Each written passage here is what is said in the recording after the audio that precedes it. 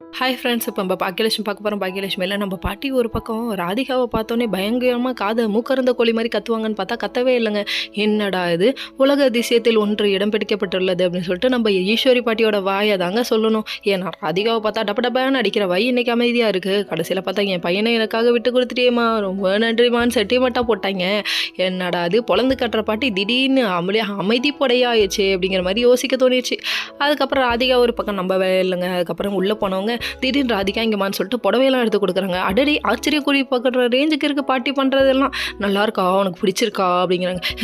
புடவை அப்படின்னு சொல்லிட்டு காஞ்சரா ரேஞ்சுக்கு இவங்க ஃபீல் பண்ண ஆரம்பிச்சிட்டாங்க. இன்னொரு பக்கம் அதுக்கப்புறம் நம்ம பாக்கியா கொண்டு வந்து மயூக்காக ஸ்நாக்ஸ் கொடுக்க, அதாவது இதுக்கப்புறம் ஒவ்வொன்றுக்கும் நீங்கள் என்னை கூப்பிடணும், அதாவது மயூ கல்யாணத்துக்கு கூப்பிடுவீங்களா, கூப்பிடலன்னா ஐயோ அது வரையும் உயிரோடு இருப்பானோன்னு தெரியலை அப்படின்றாங்க. பாட்டி பேசுறது இன்னும் புரியலை, அந்த ரேஞ்சுக்கு போயிடுச்சு.